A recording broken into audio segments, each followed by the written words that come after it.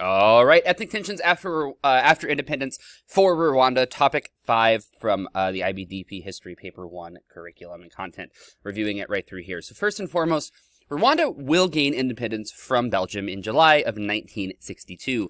They're going to be broken up into a couple of different republics. The first republic is going to go from 1963 until 1972, and this republic is dominated by a Hutu majority. Okay, just like Rwanda has a majority Hutu, this first republic is going to be led by a Hutu majority as well. Now, this is going to be a transition and a shift from the way things were going under the colonial legacy, when the Tutsi were the ones that were in power. Right now, under the First Republic in 1963, that is going to shift. There's also going to be a lot of discrimination against the Tutsi minority at this time. There are leaders within the Rwandan government, a part of this Hutu majority, that are openly calling for Hutu domination. And as a result of this, many Tutsi leaders are going to leave the country and try to kind of be effective from exile. They're not going to be in Rwanda because they do not feel safe in Rwanda. These leaders that are calling for the Hutu domination are really stoking the fires of ethnic hatred. And justifiably so, many Tutsi leaders are not going to be staying in Rwanda. Tutsi rebels are going to lead attacks from exile. So these leaders, when they were exiled, are going to try to lead military attacks as a way of coming back to power and making sure that this Hutu domination does not go any further.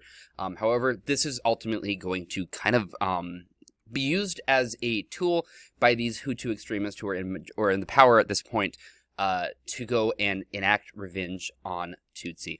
So we have the Kigongoro massacre in 1963, where over 3,000 Tutsi are killed. So again, this is just another example of ethnic tension really rising up, being exploited into something tragic, as we can see right here. So the entire Rwandan genocide, we have talking about this. This is just one instance of this happening previously. So again, when we're looking at the genocide in Rwanda, I think it's important to look back at some of the past history between the previous 30, 40 years in Rwanda and understand that this kind of thing, although much larger during the genocide, was not completely unheard of, as sad as that is to say. The Hutu are going to attempt a coup in Burundi as well. A number of the Tutsi leaders that were exiled ended up in Burundi, a neighboring country from Rwanda. Is going to fail. Ultimately, there's going to be 200,000 Hutu killed during this attempted coup. It does take some time. As I said, it fails, and ultimately the Tutsi will remain in power. So nothing really changes as a result of this, except for 200,000 are killed.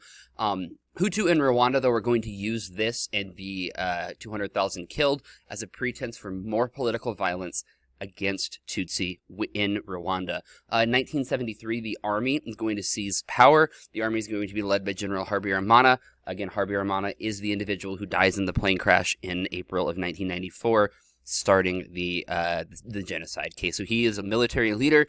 He, Hutu, is going to seize power from the previous government, making the Second Republic, starting in 1973. Right away, one thing he is going to do is he's going to ban all political parties except for the MRND, which was his own political party, a Hutu political party. So if we make a connection here to the authoritarian states unit, one thing that leaders do when they are establishing an authoritarian state is oftentimes they will outlaw opposing political parties, and that's exactly what Habyarimana is going to be doing right here.